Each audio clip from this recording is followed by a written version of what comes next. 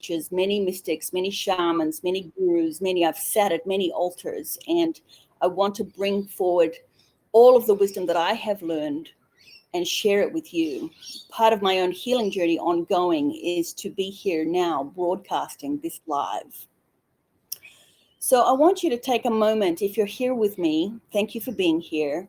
And always my work is about finding an intention in yourself. So if you can take a moment to think of something in your life where you're feeling blocked, where you're feeling stagnant, where you're feeling stuck, and you can hold that intention, whether it's physical, spiritual, emotional, mental, whatever aspect, or all of the above. If there's an area of your life where you're feeling stuck, and hold this as an opportunity, this time together, to diffuse that, to transform that, to alchemize that. And a little bit later, if I still have time, I'd like to take some questions and answers, and I'd like to focus some facets of healing on those of you who would like, if we have the time for that. So stay tuned, and I'd like you to receive it as an experience. So me talking, you get this conceptually, but if you actually receive an experience, then you can understand what I'm talking about. You can feel the energy, the transmission, the healing coming through, and you can experience it for yourself. So go ahead and take a moment and just give yourself some thought to where you would like to focus that energy, where you would feeling stuck in your life, what you would like to transform. Always when I work with somebody in an individual session, or whether it's in a group, my intention is to align body, mind, and spirit. So it's that holy trinity, so that you are connected to your spirit guidance. So it's not coming from somebody else outside of you. I think we can all agree that it's a really rocky ride here on planet Earth right now. And I know that in the United States, I used to live in San Francisco, Marin County. I know that it's in lockdown right now. And I know that there's a lot of fear for a lot of people. I can actually feel it over here like a thick, heavy blanket when I tune into the United States of America. So for those of you who are living in that, there's a tremendous amount of fear in the unified field. And one of the things I'd like for you to be able to take away from me talking today is an experience of how to transmute that fear, an experience of how to transform that in yourself so that you can be free. Really, what is on offer from my perspective is an opportunity to create your reality. So here we are on planet Earth. Everything is a total chaos, a maelstrom of fear. Everything's in upheaval. And in my own experience of my healing journey, I've come to understand that what we hold inside, how we live inside, how we are in our being is reflected in the outer world. So your waking experience of reality, if it's in fear, if it's diseased, if it's unwell, if you're in turmoil, you can actually transform that, and then it reflects into your waking experience of reality. So always for me, this is a co-creation with spirit guidance. And later I'm going to tune into my little book that came through according to spirit guidance. This book was absolutely instructed from on high to come through, and I'll read a section out of it. It can be used like an oracle. So I'll touch on that in a little bit. But all of my work is a co-creation with spirit guidance. Vision weaving is the healing art of transformation. And I love the Albert Einstein quote, "We can't solve our problems with the same thinking that we use to create them."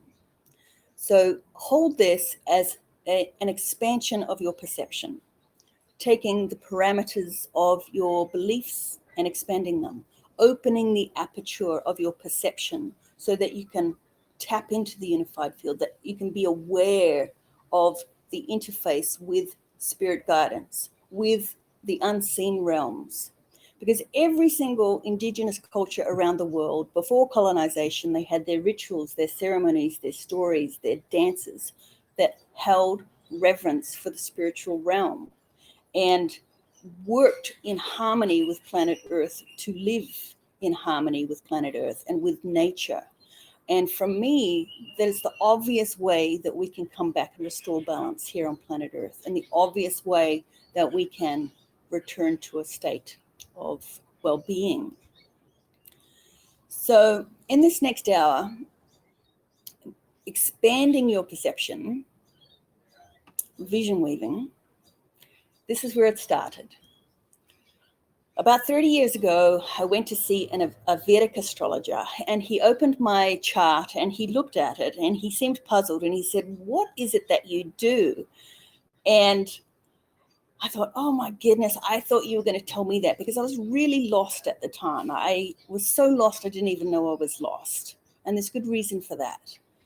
And he looked at it and he said, And the very next thing that came out of my mouth was vision weaving. And at the time I thought, wow, I don't even know what that means. And since that day, it's been like a Rubik's Cube. It's been like a puzzle from the universe. It dropped in out of nowhere, and it's been this thing that I've been like, what is vision weaving? What does it look like? What does it do? How does it, how does it move? How does it fit? How does it work in my life? And all these years, I've come to understand that my passion is creativity. My passion is healing. My passion is sacred ceremony and prayer and meditation. And it's all of these things coming through my channel. Vision weaving is based on the understanding that healing comes from energy preceding physical matter. So outside of the physical body where there's energy, and consciousness precedes energy.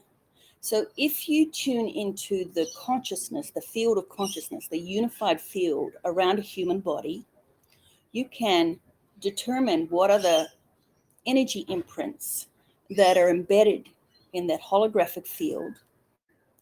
And you can see the patterns of distortion that are holding a person stuck or stagnant or in disease. And when you shift the patterns of consciousness, when you shift those energy imprints, you are literally alchemizing and transforming and transmuting the energy, and it ripples into the physical. And I've seen it happen many, many times before.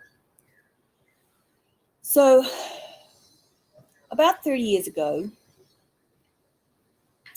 is when I first met my meditation teacher, and he turned my focus inward. And at first I didn't like what I saw inside. There was turmoil, there was chaos, there was absolute fear and dismay. And I didn't like what I saw. And it was with his guidance that I was able to sit with that and be comfortable, be uncomfortable with the turmoil. And on from there, I found many, many teachers that I was able to work with. One was a shaman from Colombia, Taita Alberto, working with plant medicine. And you know that saying, Joseph Campbell, the cave you fear to enter holds the treasure you seek? I was very afraid to enter that cave. And when I was finally able to enter that cave, I found a tremendous treasure. Because I was in such turmoil and chaos, and I was able to go there with the guidance of the shaman, with the guidance of this plant medicine, I was able to find this treasure. Because in my life, here's what happened to me. At the tender age of 5, as a young child, I was raped and strangled, nanoseconds away from death by asphyxiation. So you can imagine what that did to my sense of self. You can imagine what that level of trauma does to a being. Effectively, it obliterated me. It obliterated my sense of self. It obliterated my soul. It obliterated my spirit. And over the process of healing and picking up the pieces and finding the pieces of myself, the fragments, the shards, and pulling myself back and bringing myself home to myself, that's where I found the treasure. That's where I found the sweet spot, the zing, and that sense of awe and wonder. I couldn't believe the day that I realized I could drop the victim story, the day that I could drop the baggage, the wound, that I was free, that I was free of this story. And I came to understand that all of us come in with this story. All of us come in with an identity. We have our personality, we have our characteristics, we have our religion or our race or our cultural conditioning. We have our name, we have all kinds of things that define us. And so one of the things I'd like to ask you is, who are you without any of that? Who are you without the identification, without the costume that creates you? And underneath that identification is your essence, is your spirit. And that's what I came to know. That's how I healed myself, was coming to know myself as a spirit. And that's how I felt at home. And yes, it was many years of healing, many years of training, really. It was like being in the training ground of life, of learning how to release those fragments, how to release those tangles, how to release that trauma and be at home in myself. And the reward, which is available to you as well when you heal yourself, is this phenomenal sense of awe and wonder, this synchronicity, or as I like to say, harmonic resonance that happens in your being when you're in tune, when your body, mind, and spirit is in alignment. I'm going to confess that I had some script written down to follow, but I'm also going to confess that I can't stick on script, that the energy is going to go where it's going to go. And yes, I have an idea of what it is I want to say. And yes, there's certain things that I want to convey. But to be in the groove, to be in the flow, to be in that sweet spot of flow and connection to spirit guidance, the script has to go out the window. Just like the identification, just like the attachments, just like the thoughts that are negating or trying to grapple and run the show. So what you're receiving now is a spontaneous, improvised, free form, free flow of energy that's coming through to share my story. And yeah, I will refer to my notes a little bit. So this treasure that I found, it was buried very, very, very deep. And the first half a dozen ceremonies that I did were, as the power of this medicine overtook me, I came to understand that I would do a deep dive into this visceral, morphing, shifting montage of penises and vaginas and guts and blood and daggers. And it was gross. And the first time I went in there, my whole body was in reaction to this being swimming in this energy. And I came to understand that it happened again, it happened again, it happened again, it happened again. And each time that I went there, I was like, why am I in this? Why am I swimming in this energy? And it's, well, duh, look at your childhood trauma, look at your experience. This is what is woven through every fabric of your being. It's woven through your relationships. It's woven through your thought patterns. It's woven through your eyesight. It's like a filter on your lens of experience. So I'm going to suggest to you that all of the traumas, all of the violations, all of the things that have happened to you create this overlay, like a filter, in how you relate to the world. And that it's actually possible to shift that mesh overlay, to extract that that's embedded in your tissues and cells, and dissolve it, absolve it, resolve it, goodbye, so that you can be free. And the beautiful thing is, part of me sharing this story, because for years I just would like to be, hiding under a rock somewhere, but for years I resisted the urge to speak, to share this story. And part of my story, just going to check in and see if I'm still here, because I'm hearing some Hearing You're so. here. Sorry, there. I just muted someone. Oh yeah, no problem. I can hear you. Where was I? Part of the journey, part of the healing journey is sharing my story. So it's ongoing. It never stops. It's not like you attain some place. It's not like you attain enlightenment and you're done. It's like this ongoing exploration of self. Forever you're expanding your consciousness. The nature of the evolution of consciousness is this upward spiral, and you hit a curve that exponentially sets you off to expand and understand and awaken. And it's not a concept, it's an absolute full body experience where there can be no doubt. So there's a lot of books and there's a lot of self-help and there's a lot of teachers and there's a lot of things pointing you to this place of awakening and this place of enlightenment. And really, you can question, oh, am I awakened? Have I got this? But it's an all body experience. It's an all body knowing in your bones, in your tissues and cells that you have healed yourself, a facet of yourself. And it's not going to stop while you're alive. It's an ongoing process. I'm still learning. I learn from everybody that I meet. And I've come to this understanding that every single person that I meet in my life is my teacher. It's not just this person at this altar. It's not just this person in this hot seat. It's like the person I encounter in the supermarket. It's definitely my mother and father, because everybody's parents come in with a lot of lessons for us to learn. It's your family. You can think that you're very elevated, lofty being, and then you hang out with your family and you remember, yes, there's a lot of patterns there. There's a lot of cords there. There's a lot of tangles. We create those, or those have been woven around us.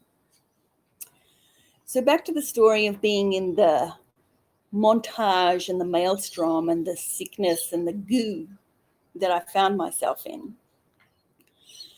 Once I went there again and I was like, this is boring now. Why do I keep coming back to this place? And it's in that moment that I had the realization that I didn't need to keep going here, that I could literally drop that story like a sack of rocks and be free. And it was a choice. It was a choice in myself that I didn't have to carry it around on my shoulder as an interface with the rest of the world, with everything in my life. And the day that I had that recognition, the ceremony was filled with hummingbird medicine. And I'll share a picture with you, if I will, if I can, of a painting that I created called Hummingbird Medicine. And basically this spirit of a hummingbird was with me all night. And with that vibration, with that sound, was magical sparkles all around me, healing me, cleansing me. And I was in such wonder and such ecstasy that there could be a counterforce, that there could be a way that was available to me in divine nature that would balance and neutralize the intensity of that violation, that such a thing existed. I couldn't believe it. I was absolutely mind blown that something so exquisitely beautiful existed. And I came to understand for every force, there's a counterforce. So here we are on planet Earth in total chaos and total turmoil. And for all of that chaos and turmoil, there is a counterforce. There is a Huichol shaman saying, Huichol Indian saying, is that first we heal ourselves, then we heal Mother Earth. And I've experienced that firsthand. I've seen that once I've healed myself, once I have pulled back those pieces of myself, that's when it ripples out to everybody in your sphere of influence. It ripples out to everybody that you meet, everybody that you talk to, everybody that you have contact with, everybody that you share your expression with. They feel that resonance, whether it's even spoken or not. There's a healing energy that's coming from you that is affecting their experience, their healing journey. And in that way, it's like a tuning fork.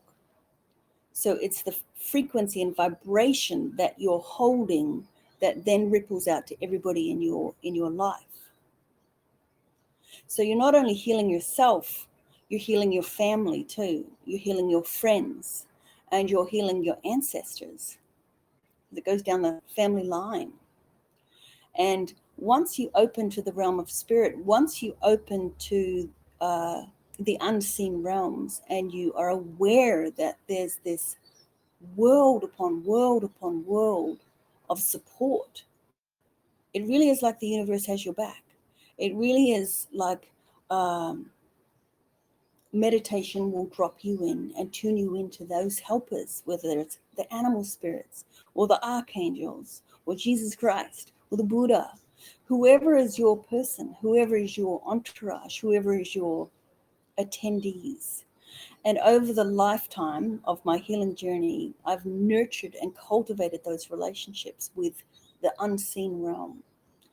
And now I walk in harmony with my spirit guidance. And there's a surrender in that too. There's this beautiful surrender, because I came in fighting, and I was determined that I was in control and I was the one in charge and I was going to dictate how things were going. But of course, that didn't work out so well because I was so lost. And part of the journey was just surrendering to this higher picture, this higher vision, this higher self, this guidance from on high.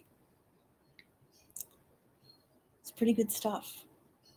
So now when I walk on the beach and I hear the ocean pulsing on the shore, I hear the waves, but I also hear, I love you, I love you, I love you. It's like the whole universe is talking to me. I love you, I love you, I love you.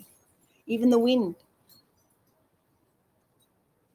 everything becomes this beautiful dance, this beautiful co-creation.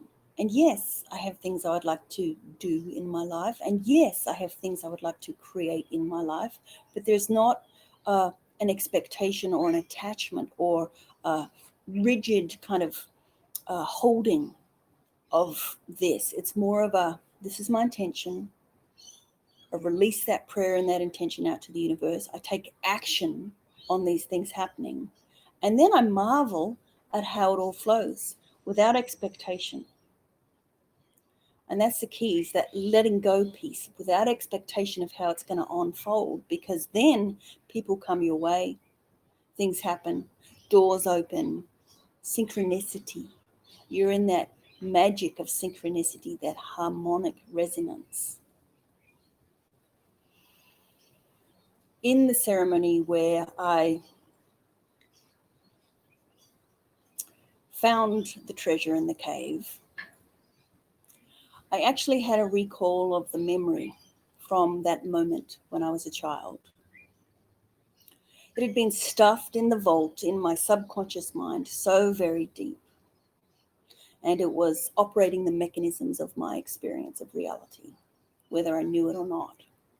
So to dig into that cave, to find the treasure, to go into that vault, which was opened to me through the care and the guidance of Taita Alberto, the Kofan shaman. In that moment, I relived the experience. I actually met my attacker, eye to eye. I remembered his hands around my throat. I even could hear his thoughts. If I just squeeze a little harder, she'll be gone. Of course, that memory was so far buried. Anybody who studies trauma, any new neuroscientist, any therapist, any physician will tell you that trauma such as that gets buried very deeply. But it surfaced for me to experience again and for me to look at eye to eye. I met the force. I met the force that wanted to inflict that on a child, and you can imagine the intensity of that force. Very, very negative. You might even say evil. And in meeting that and remembering that experience, in facing my demons, so to speak, I was able to let it go, to recognize that it no longer had a grip on me, to release it, transform it, transmute it, alchemize it with the help of hummingbird medicine, with the help of the shaman, with the help of the plant medicine, that I was able to transmute it into this beautiful gift. And I want to suggest to you that that is available to all of you. All of you are able to find that prize. All of us come in, we're traumatized, whether it's through our parents, whether it's through cultural conditioning, whether it's through life experiences. We all have these traumas, we all have these violations. A lot of people don't know how to find their way out of that, but there is a way. There is a way to transform that. Vision weaving, healing energy is the art of transformation. It's the art of recognizing the energy imprints that are in your field, the patterns of discord, whether it's fragmentation, whether it's tangles, whether it's mechanisms or devices that were put in place as a child or even as an adult if you've had an experience. So I've pulled arrows and daggers and swords out of people, and I've seen mechanisms that were broken. For example, one of the reasons I was so lost was that my moral compass was smashed, absolutely smashed to obliterate, to can't even think of the word, blah, blah, blah. It was smashed. And so I had to see that, oh, it's no wonder I don't know what right from wrong. It's no wonder that I'm feeling so lost. It's no wonder that I cannot find my compass, that I can't find my true north. The mechanism, my moral compass, was smashed, and for good reason. So understanding that and recognizing that that was the energy imprint in my field, I was then able to take that and craft a new one. And so from a very early age, I took the vow, I promised to myself, and I promised to Creator that I align with the highest good. And that's been a mantra through my whole life. I align with the highest good. I'm going to take this sweet life and I'm going to do whatever is asked of me from my spirit guidance to live a life of highest good. And that's what I want for anybody, to imagine that you can draw your last breath on your deathbed. And as you draw your last breath and as you transition into spirit, that you can have the thought, wow, that was amazing. I did it. I lived my life to the full. I lived in alignment with the highest good. Because I want to suggest to you that you're a very advanced soul. And that in fact, you have had lifetime upon lifetime upon lifetime of experience. And this critical juncture on planet Earth right now, that we are able to access all of those lifetimes of experience and draw them in. When you've been the druid, when you've been the shaman, when you've been the high priestess, when you've been the king, when you've had all and everything else in between, when you've been the janitor, when you've been the peasant scrambling on the rubbish pile, all of it, through to the president, all of the life experience that you've accrued and accumulated over lifetime upon lifetime upon lifetime, that knowledge and wisdom is available to us now. That is when we go from the merry-go-round of despair, the karmic wheel of fortune, and we start to spiral up. And we've hit the curve. And more people are awakening, and more people are remembering. And it's available to us now. And as we remember that we are these wise old souls. And we remember that we can drop the victim story. And that we remember that we can be free and that we can be sovereign in our own being. And that you can reclaim your power. And it's not a power over another person. It's not a dominating force. It's not a forcing somebody into a situation or being forced into a situation. It's a paradoxical surrender. It's a paradoxical surrender to the highest good, to spirit guidance. So I'm going to pause for a moment. And this is an example of spontaneous, improvised, synchronized, harmonic resonance. Spirits, guides, and angels, please give the people that are listening a passage, some wisdom, random, spontaneous wisdom, right to your heart. Dear one, there's a feeling that you are looking for something to hold on to, that you are grasping at thin air.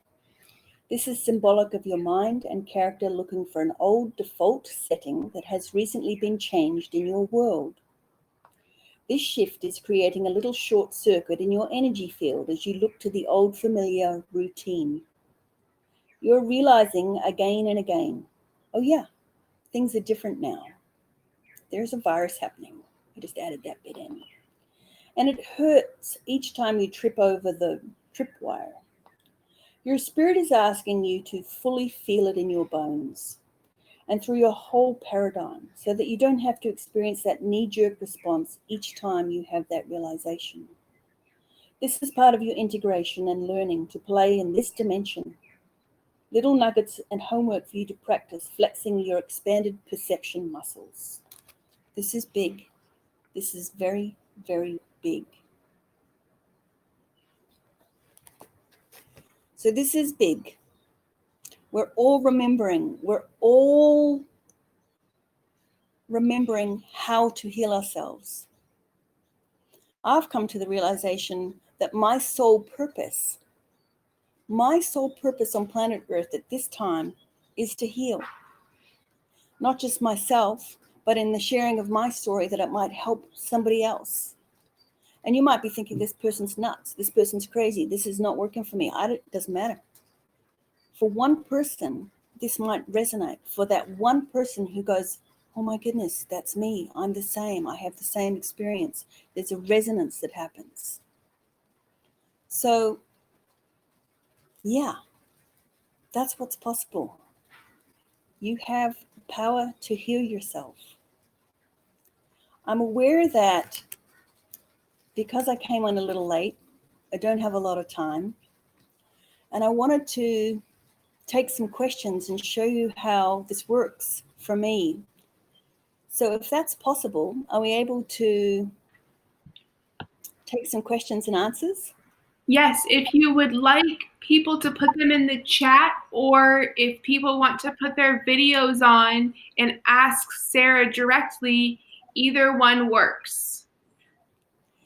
So how this works, if you would like me to focus on you, this is what I've been doing in my live healing sessions, is if you can give me a question or an aspect of your life that you would like help with, that you would like clarity with, that you don't mind being broadcast, please speak it now or message now or come on screen. And with spirit guidance, I will tell you the energy imprint that I see and work it, transform it, transmute it here and now, live. So by all means, anyone who's here who would like that. We have still people in the room. Yes, there are 11 people in the room.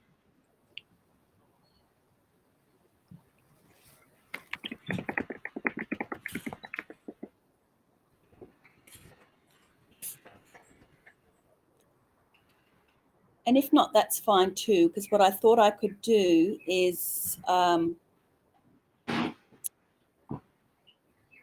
demonstrate by example, which is sit in meditation until the time is up and transmute some energy by holding space in meditation.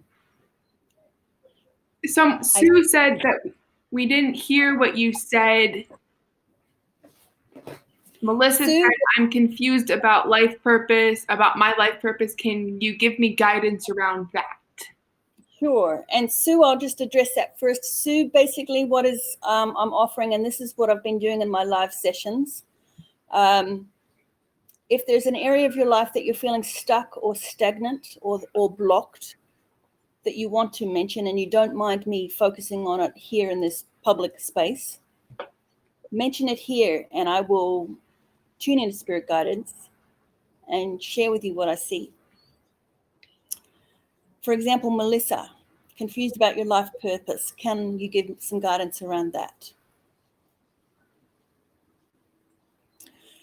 Melissa, you're showing me here's the vertical line.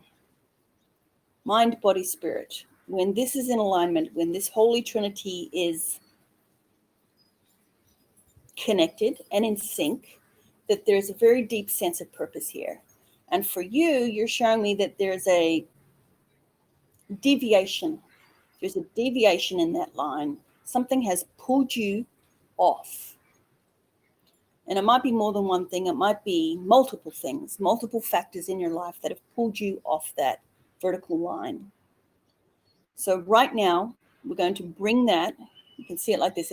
If I draw a line, it goes beep, like a little point.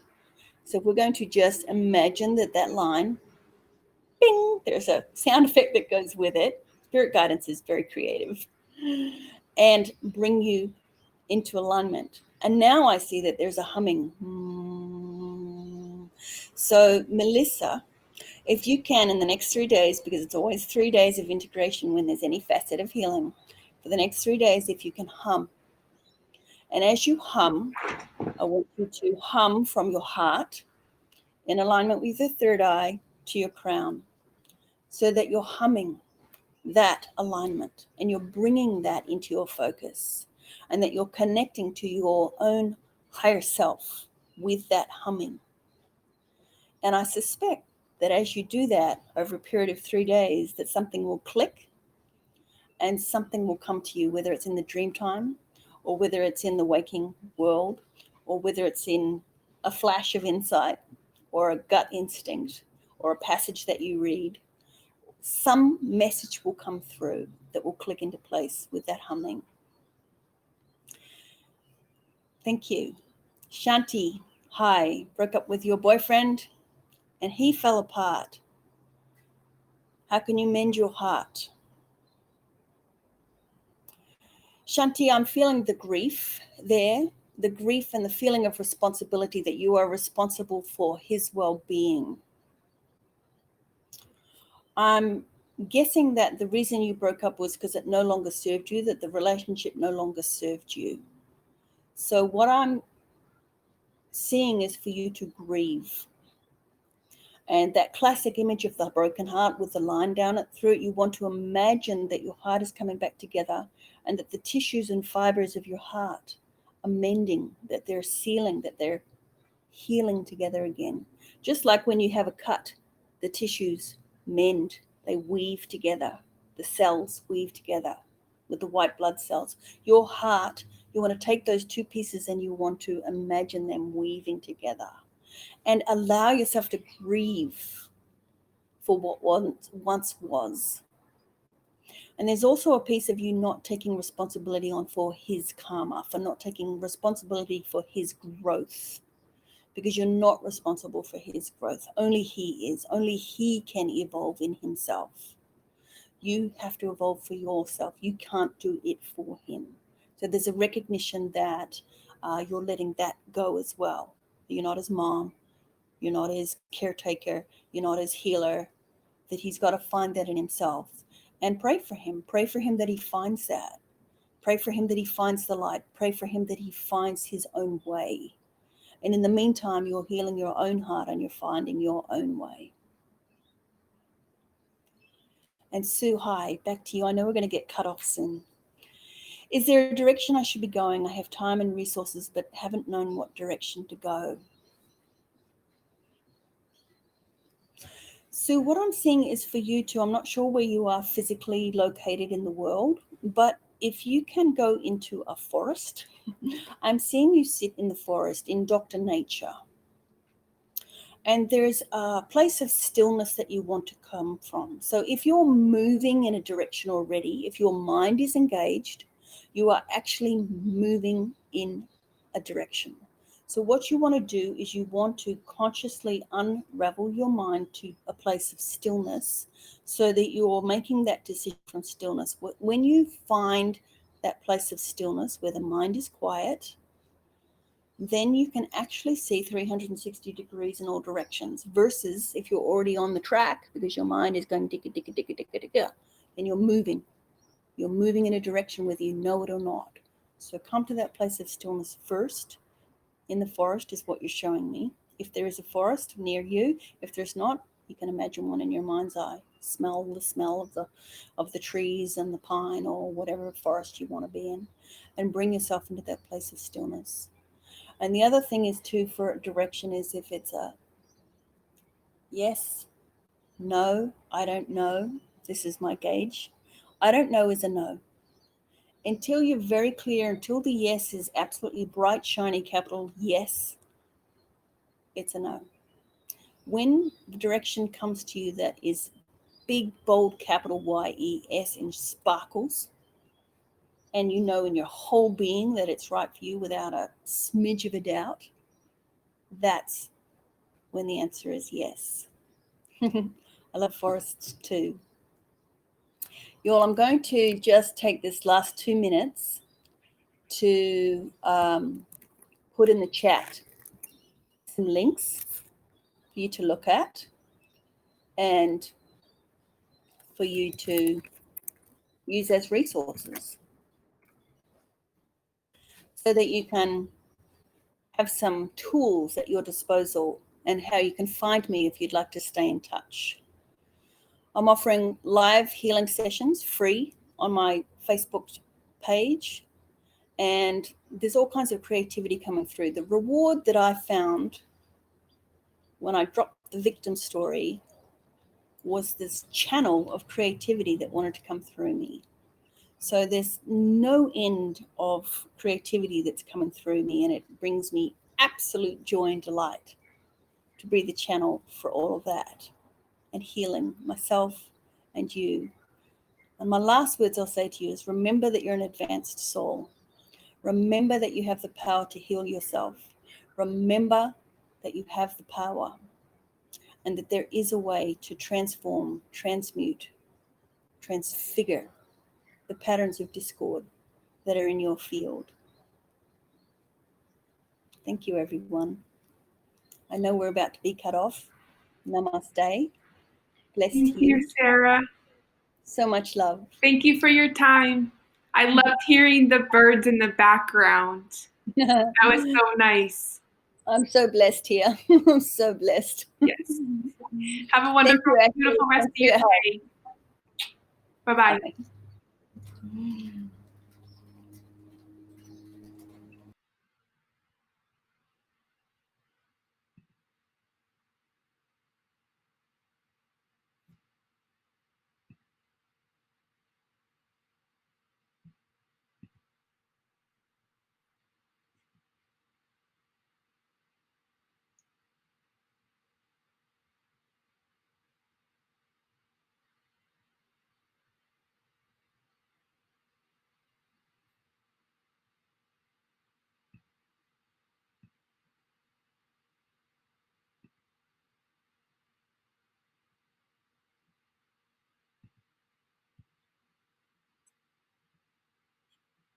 Oh,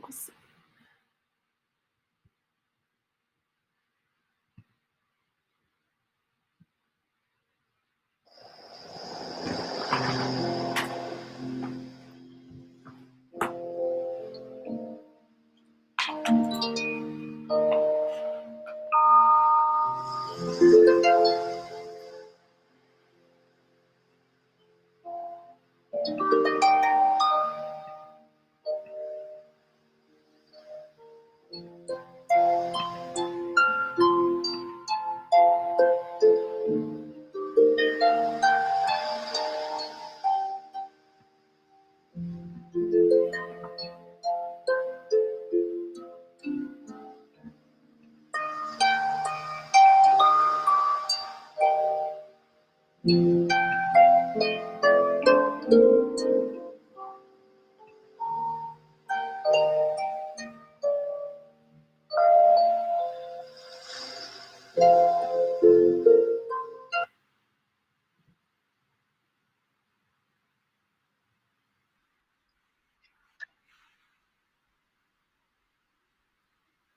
Phil.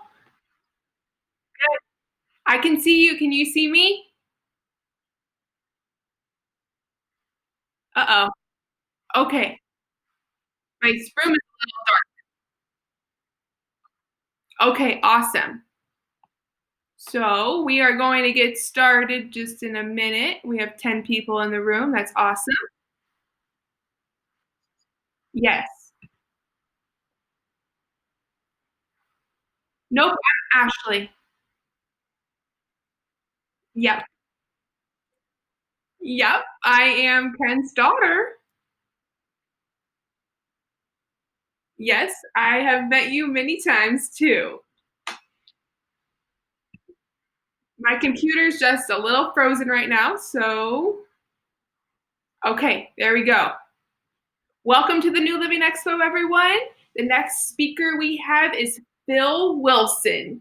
He is going to be talking all about infrared saunas. Detoxify or Die, the book of Sherry Rogers, an environmental medical doctor, is a testimony for far infrared saunas. Far infrared saunas are energy medicine devices that cause water cells to pulsate, mobilizing the lymphatic system and causing intense purification on all levels. Known for helping depression, pain, inflammation, Lyme, autism, and fibromyalgia. The relaxed sauna is known as the Quan sauna. A Dr. Bill Akapar, one who feels chi, warm love, mental clarity, and joy. After having an out-of-body Kundalini experience, Philip Wilson, a mathematician, was guided into fasting yoga and eating pure foods. Using relaxed infrared sauna daily for 18 years has increased mental clarity, spiritual attunement, creativity, and joy. Please welcome to our stage Phil Wilson.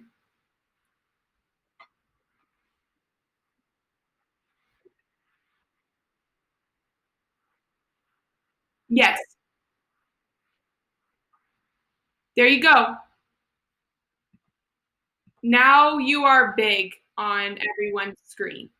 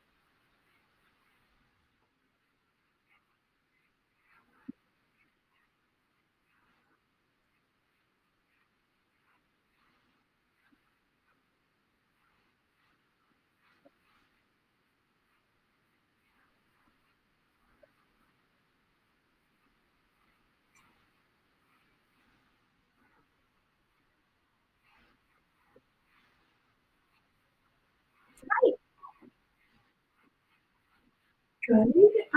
So, no, Bill Wilson is right now. Yeah, he's on. He was on. He like was on right when I got on. There's one person that's saying that their TSP like for here. I'm like, make sure you're using Chrome and refresh the screen. And yeah, and I said it's like the way, yeah, he's and I see him like leaving, entering, and leaving again, and entering. So, yeah.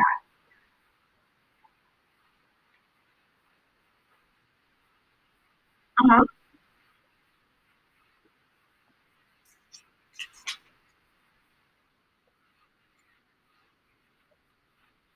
Andrew Collins.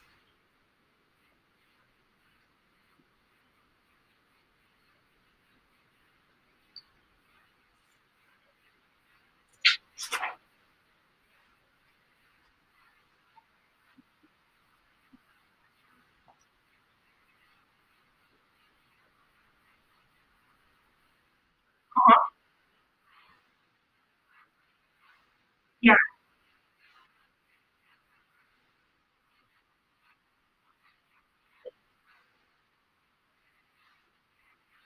Well, yeah, I'm done at. Oh no, I have Dan Dora next. I guess yeah. So 7 o'clock your time. Yes. Are you doing it on the main stage? Okay. Yeah.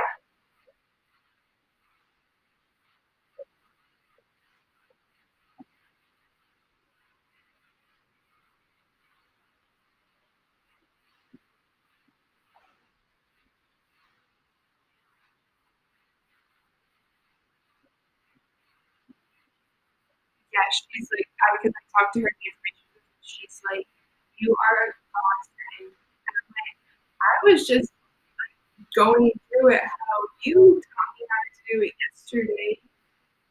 And like, okay, so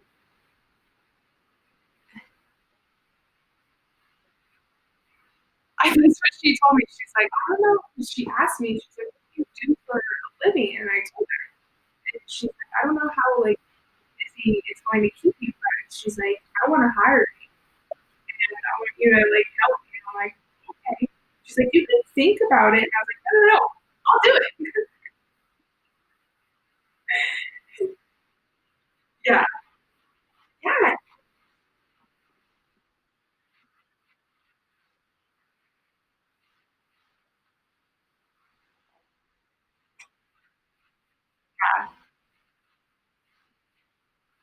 yeah, yeah,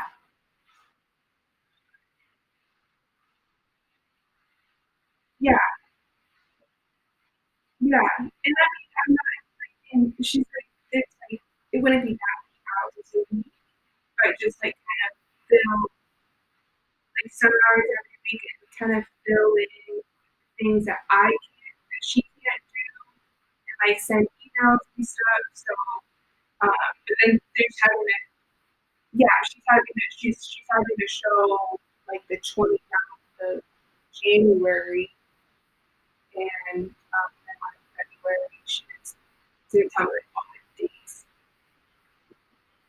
Yeah, that's awesome. Though. Yeah, yeah, that's yeah. I and I mean, so took me a little bit of time to get them figured out. So the first couple, I was recording it, but the only problem is it wasn't. It was recording like the Loom background of the Loom homepage, but it had the audio of the speaker. So yeah, the first couple. So this Bill Wilson, I figured out. So when you're in Loom to record the session, if you don't go over to it's like where before you start it, if you don't go over to sharing your like sharing the tab that you want Zoom to record, it just records Zoom background page, like just audio.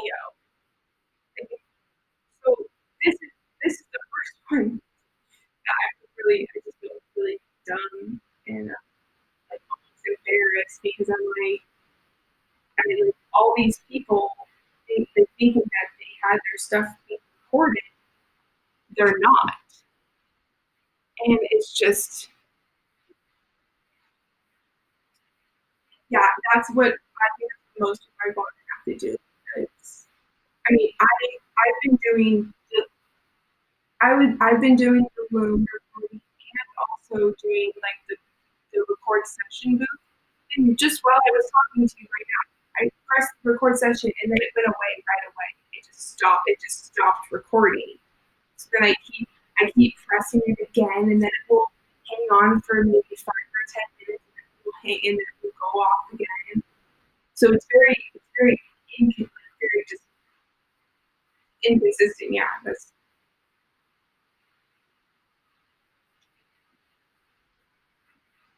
yes. So the last one, Sarah McLeod, she at the very end she put in like big long chat of her all her links and stuff, how to get a hold of her, and then the chat was like way bigger, and then her screen went smaller. So yeah, I did notice that. Yeah,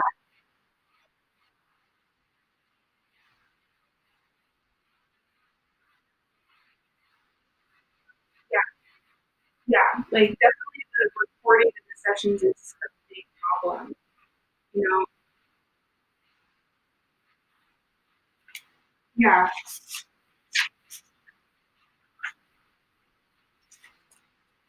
yeah. I mean, for the most part, it's going pretty smooth, though. To be honest, I think it's people are understanding it more, and so I think it's yeah. But it's also weird, like just with this film, like at one point he had it like in portrait mode, and then it went over, and then it changed to like landscape. So it's like his face is bigger, and then it like changes at a different angle. Like with the link that I got, not with your link. I'm not under your link at all. I haven't even needed to use that today. Well, my computer will I don't have to update and my computer will not even update now. So I can use my computer for anything already that it's so it's like it's like 10 years old at least. So it's like the iOS cannot be updated because it's at the highest update. So it's like it's just funky. So yeah, at least I have the computer that works and mhm, yeah, really. I can I can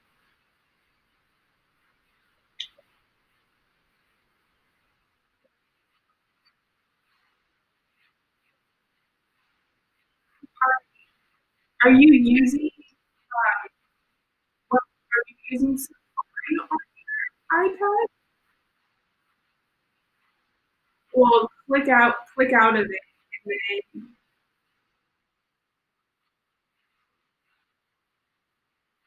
like it's Chrome.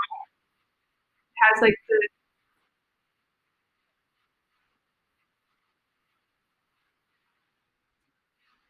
that's Safari.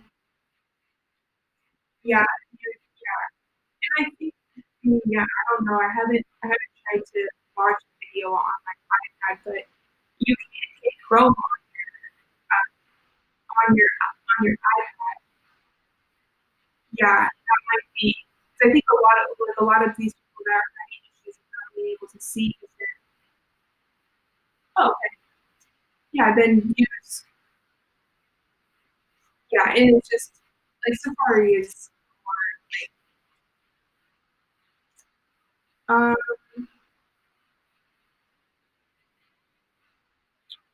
I would I would say that secret.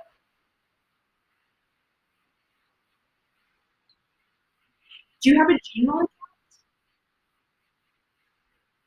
Then, yeah, I think in order to like sign in, you have to visit the Gmail account. So I would just say don't speak. Come here, kitty. Come here.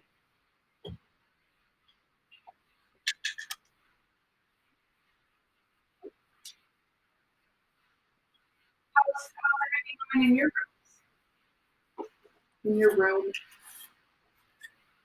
So you have pretty much recorded. I wasn't able to see. I got the time to see previous and I was in your room trying to record it, and then I heard it. Just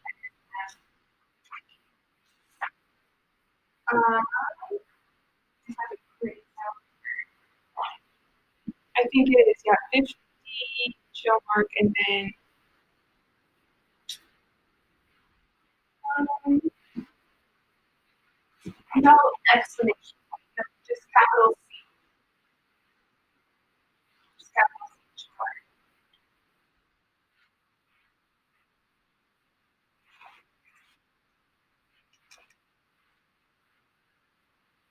Yeah, I just stop people's videos since it's so then I can just.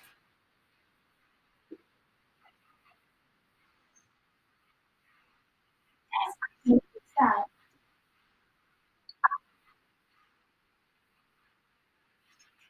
Oh my gosh.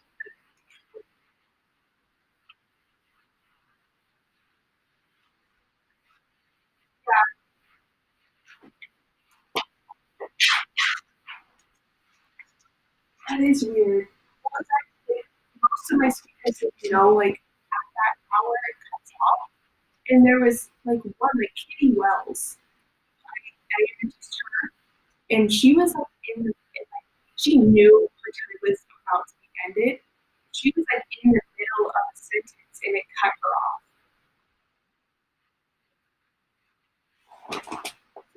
Yeah, you just have to update her.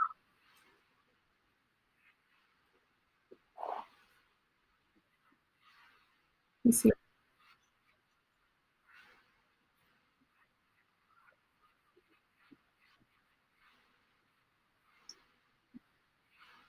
Hey Phil, we can see you, but we can't see your screen if you are trying to share your screen. No, sir. Oh shit. So you'll press the little icon where it has the computer where it says share screen. You'll press on that.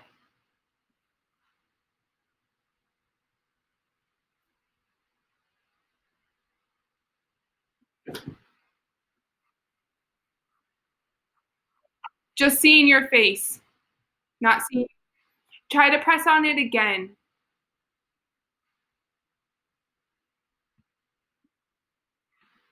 Nope, we can just see you.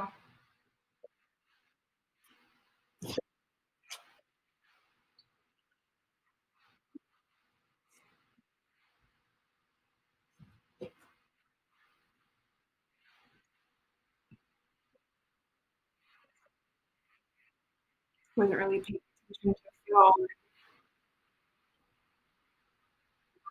Well, because someone said not seeing your screen slides. So glad someone said that. I can tell you. And bye. I turned it off.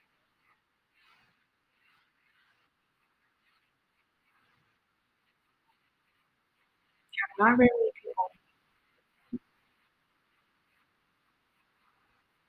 Yeah, I thought he was the one that had the the wood sauce.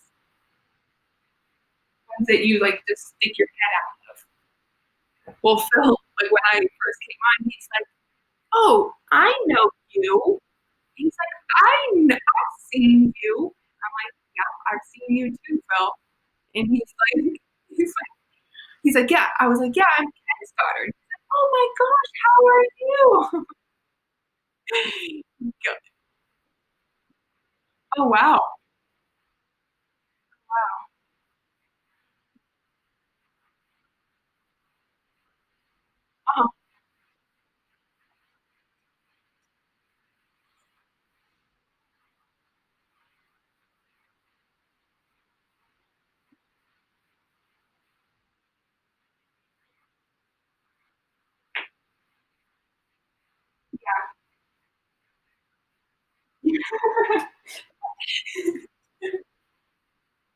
Just don't do it while someone's speaking.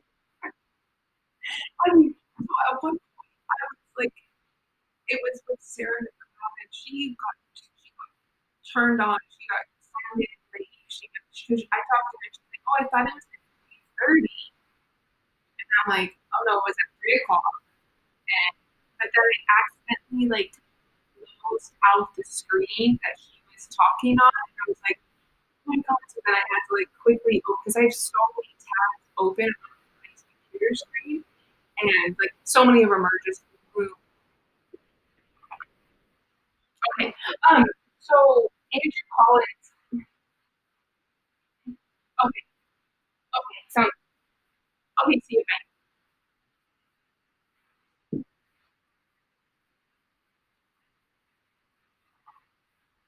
Bye.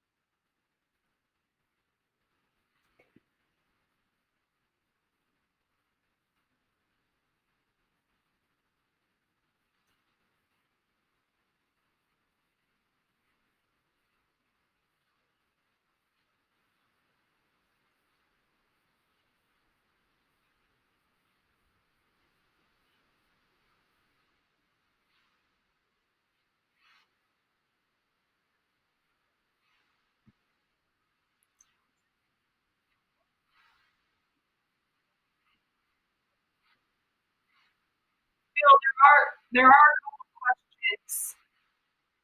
There are a couple questions. There are a couple questions. Susan said, how often should a person do this? How many times per week?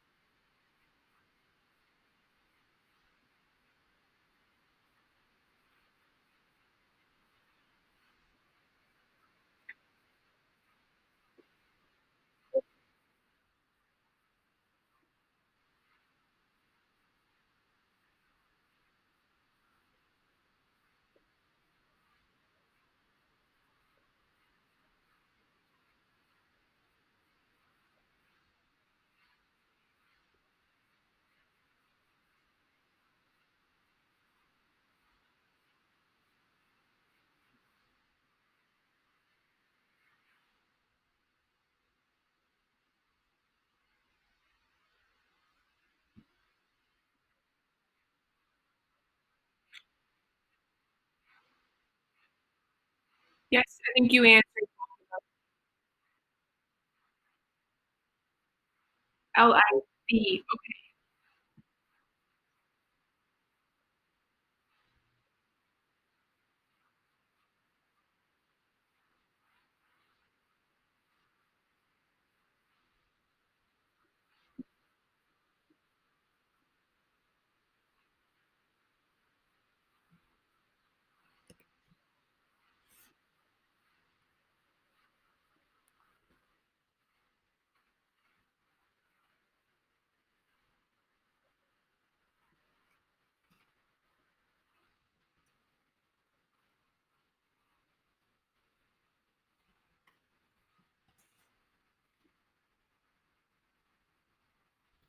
Not that I see, no. you do have a virtual booth, so if anyone does need to contact you, they can go to your booth and call you there and chat.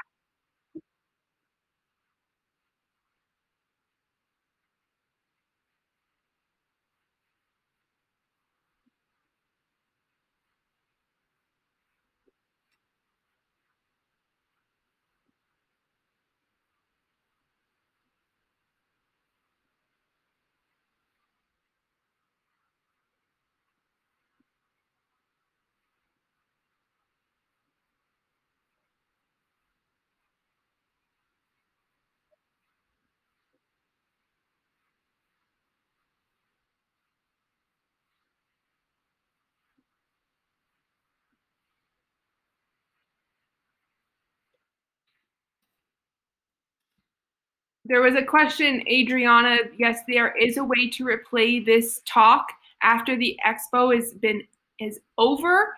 It will be available for 30. The talk will be available for 30 days after.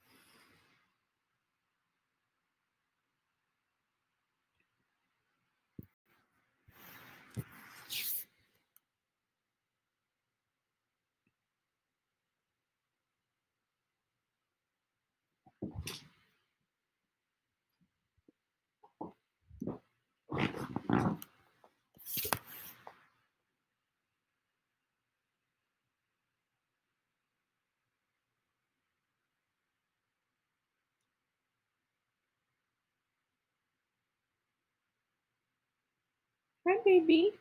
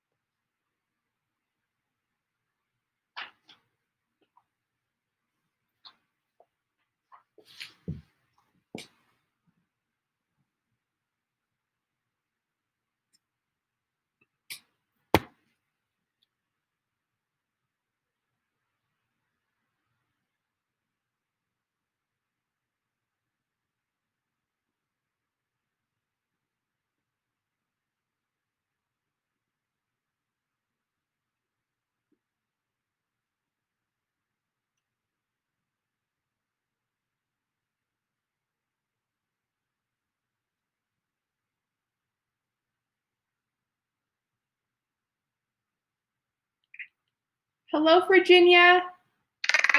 Hello. I am using my phone right now because my computer is frozen. It's overloaded. And so I'm not able to record your session quite yet, but if you give me a second, then I will be able to. So sorry about this.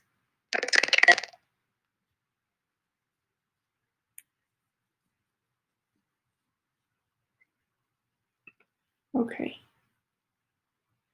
Well, I can start and then switch over. I can switch over once I get my computer going.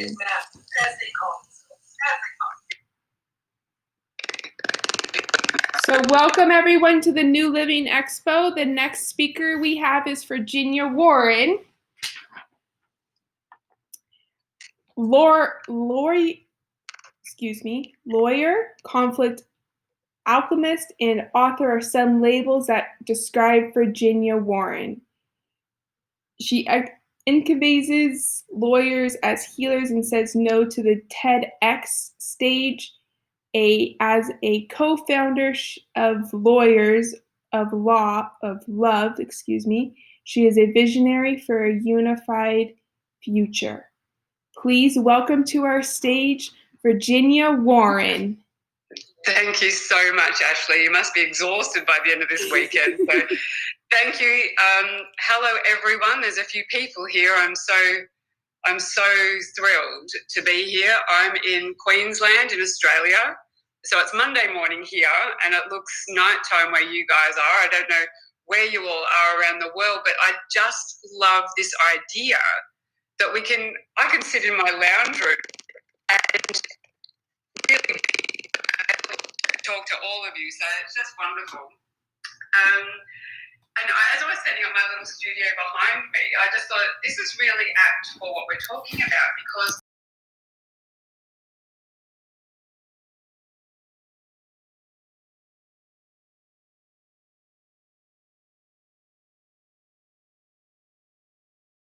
to talk about today is this reality that we're creating, and it's based in fear. So I'm going to talk about becoming fearless. Now, becoming fearless is the path to emotional maturity. And as Ashley explained, I'm a lawyer and a conflict alchemist and a co-founder of Lawyers for Love. Now, lawyers and love in one sentence, many people just think that's just like mixing oil and water. Well, you're quite right, because they don't emulsify terribly well.